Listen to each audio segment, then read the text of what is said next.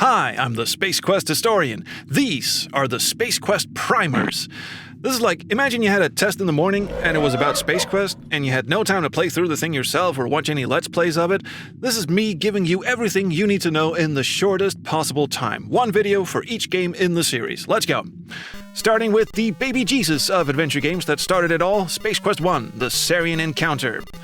This game was made in 1986 by two guys named Scott Murphy and Mark Crow. They called themselves the two guys from Andromeda because they thought it would be fun to pretend to be aliens on vacation on Earth who also designed computer games. It's also a pun on a pizza chain back in the 80s called Two Guys from Italy.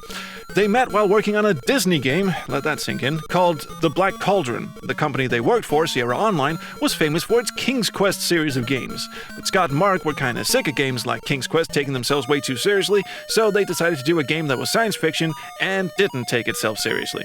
Their boss, Ken Williams, wasn't too keen on the idea at first, so they went ahead and did it anyway. The first 4 screens of it anyway, showed it to Ken, who then told them to go ahead and do the rest of the game.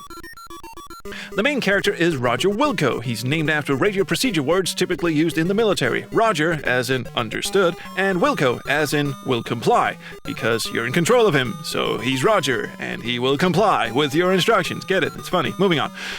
In the first game, Roger is a janitor aboard a space laboratory called the Arcada. Not Arcada, Arcada, says so in the manual. Roger is an alien who lives on the planet Xenon, but everyone looks human and he doesn't have any special powers or anything. In fact, he's not even a very good janitor. He sleeps on the job a lot.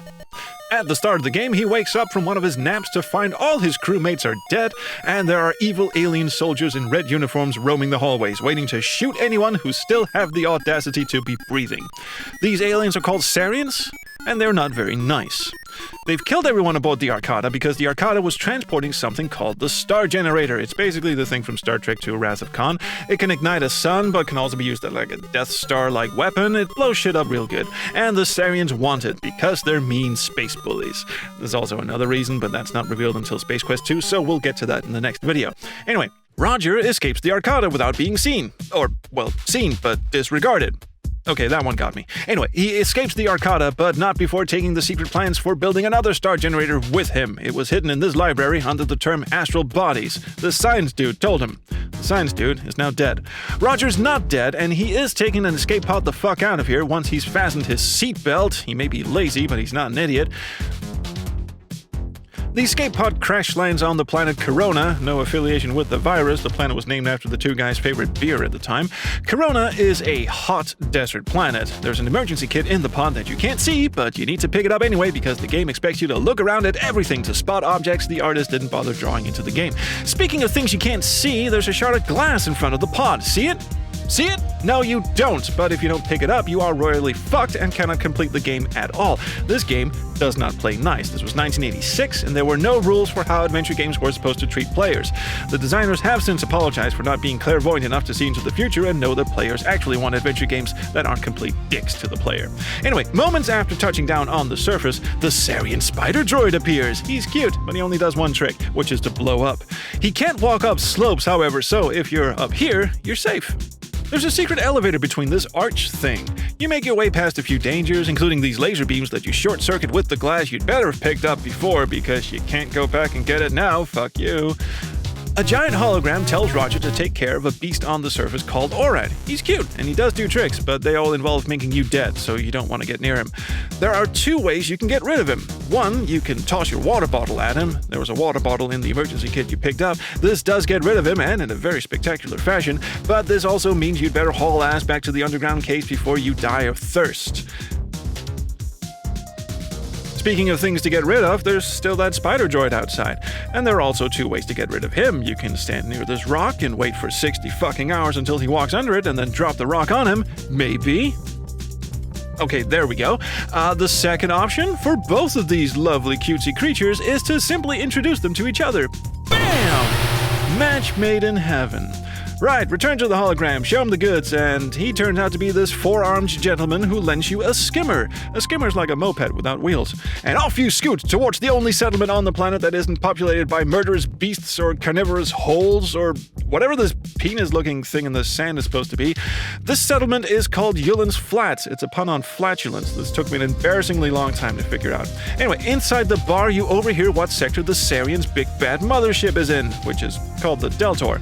Now you need a ship to take you to the Deltor, but you're broke, so you need to play this slot machine. If you get 3 skulls, it outright kills you, so you can either save scum through this, and save scumming is like when you save your game after each win and restore if you lose, but you can also use the cheat where you just type in holy fuck and just pick the outcome. You can also type in holy shit, or holy balls, or holy fart, really any swear word works.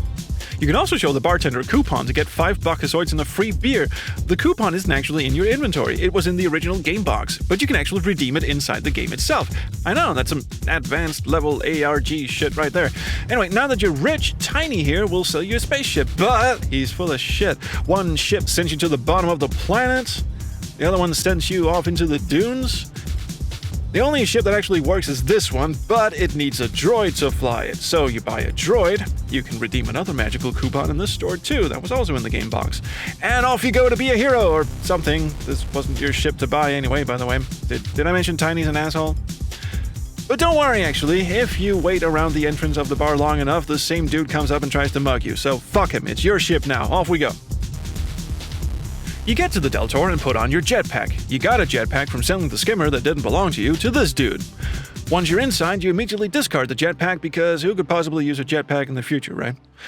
Your goal is to get a Sarian disguise, but you have no idea how to do that. Through dumb luck, you find yourself in a washing room, and there are 2 ways to get here. Either you rely on your cunning and ingenuity by first putting your jetpack in this trunk, then pushing it against the wall so you can climb on top of it and use the army knife that was in your emergency kit to cut open this vent, then climb up a floor, then climb back out through this other vent, or you can just open the trunk, get in, and have someone carry you there. Once here, we realize we've absolutely no plan whatsoever, so with nothing else to do, we climb into the washing machine and cartoon logic our way into a disguise. Boom!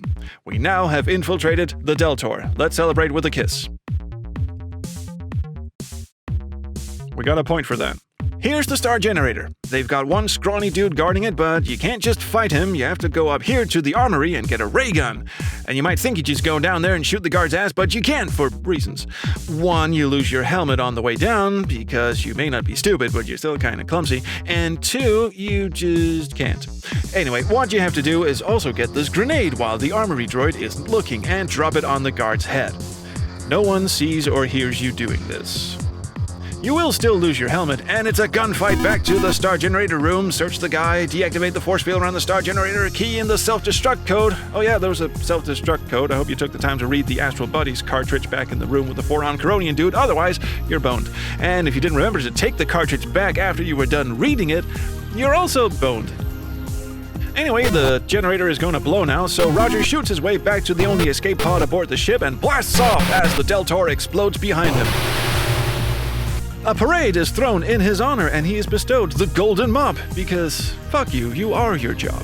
If you forgot to get the cartridge back, they still throw you a parade, but the text is slightly different. See, their son was dying, they needed the generator to... It's not important, the game is over. Ta-da! Space Quest 1, the Sarian encounter, was a hit, so the 2 guys immediately began work on its sequel, Space Quest 2 Volhal's Revenge. And that's the game we'll be talking about next, kids, so stick around for that. And until then, I'll see you around the Chrono Stream. Bye!